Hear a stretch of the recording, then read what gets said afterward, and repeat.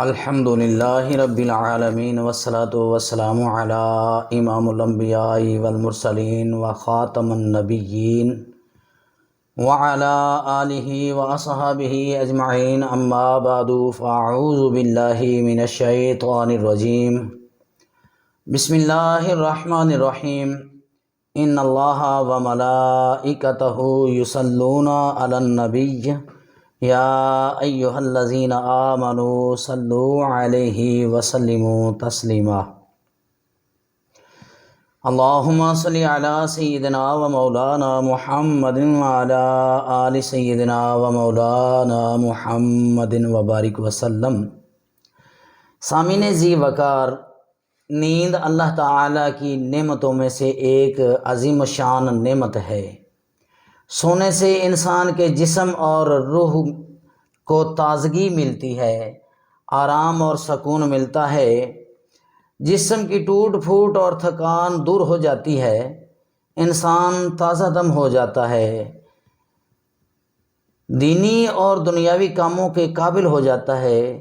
دن بھر کی مصروفیت کے بعد رات کو اللہ تبارک و تعالی نے آرام کے لیے بنایا ہے۔ مالک کائنات رب العالمین جل شانہ مجدہ الکریم کا ارشاد پاک ہے، وَجَعَلْنَا نَوْمَكُمْ سُبَاتًا، ہم نے تمہاری نیند کو باعث آرام بنایا۔ سونا انسان کی مجبوری بھی ہے اور جسم کا حق بھی ہے۔ دنیا میں کوئی انسان نہیں جو سوتا نہ ہو۔ حدیث پاک میں آتا ہے، میرے حضور نے فرمایا، بے شک تمہاری آنکھوں کا بھی تم پر حق ہے۔ اسلام کیونکہ مکمل ضابطۂ حیات ہے، اس لیے وہ ہمیں سونے اور جاگنے کے اصول اور ضابطے بھی بتاتا ہے۔ اگر ان اصولوں پر عمل کر لیا جائے تو ہمیں سکون و اطمینان کی نیند بھی نصیب ہو اور ہمارا سونا عبادت بھی بن جائے۔ جیسا کہ حضرت معاذ بن جبل رضی اللہ تعالی عنہ نے فرمایا، بے شک میں سونے پر بھی اللہ تعالی سے اجر و ثواب کی ایسی امید رکھتا ہوں جیسے رات کے قیام پر رکھتا ہوں۔ مطلب یہ کہ میں نیند کے اسلامی اصول و آداب کی پابندی کرتا ہوں اور میرا سونا بھی رات کو جاگنے اور قیام کے برابر ہوتا ہے۔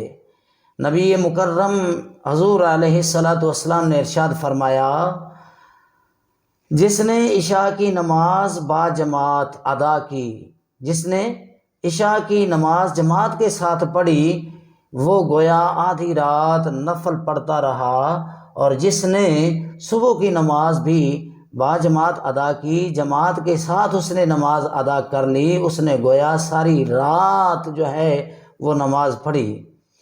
عشاء کی نماز سے فارغ ہو کر جلدی سو جانا چاہیے۔ عشاء کی نماز کے بعد بلا ضرورت جاگنا اور باتوں میں مصروف رہنا مکروہ اور ناپسندیدہ عمل ہے۔ جیسا کہ میرے حضور نے فرمایا، عشاء سے پہلے سونے اور عشاء کے بعد باتیں کرنے کو میرے کریم آقا علیہ الصلوۃ والسلام نے ناپسند فرمایا ہے۔ سونے سے پہلے وضو کر لیں۔ وضو کرتے ہوئے نبی کریم علیہ الصلوۃ والسلام کی اطاعت اور آپ کی سنت کی نیت کر لیں۔ اس طرح سونے کے دوران آپ شیطان سے محفوظ رہیں گے، اور سوتے ہی میں اگر موت آ گئی تو طہارت پر موت آئے گی، جو کہ اچھا شگون ہے۔ آپ نبی مکرم علیہ الصلوۃ والسلام نے ارشاد فرمایا، جب تم بستر پر لیٹنے کے لیے آؤ تو اس طرح آؤ، اس طرح وضو کرو جس طرح تم نماز کے لیے وضو کرتے ہو۔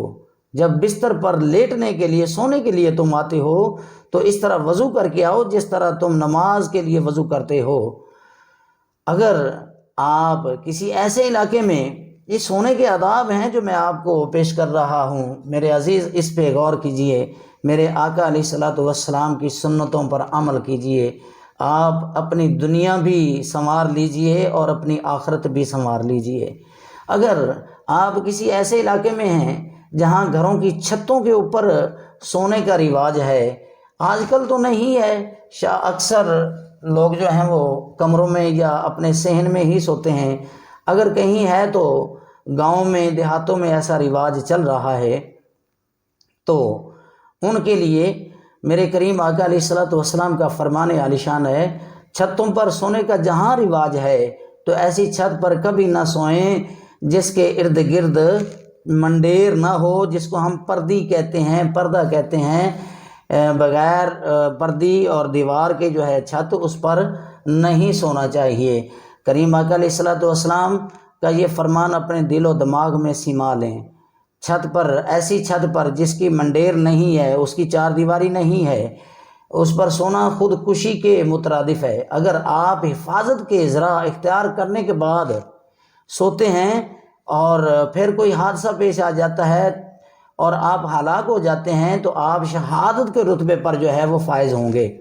اگر آپ نے پوری حفاظت کی ہوئی ہے، چھتوں کے ساتھ اوپر جو وہ منڈیر بنائی ہوئی ہے اس کے اوپر پردی کا اہتمام کیا ہوا ہے، حفاظتی تدابیر آپ نے اپنائی ہوئی ہیں، تو اگر پھر چھت پر آپ سوتے ہیں تو کسی خدا نخواستہ کسی ایسے حادثے میں آپ آ جاتے ہیں کہ وہاں سے گر جاتے ہیں، تو پھر کیا ہوگا کہ آقا علیہ الصلوۃ والسلام کا فرمان عالی شان ہے، پھر تمہیں شہادت کا رتبہ ملے گا۔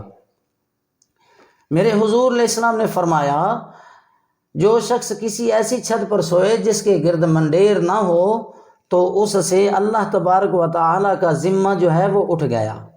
سونے سے پہلے توبہ کریں اور اچھی طرح اپنا محاسبہ کریں، کوشش کریں کہ لوگوں کے جو حقوق آپ کے ذمہ ہیں وہ بھی ادا کر کے سوئیں۔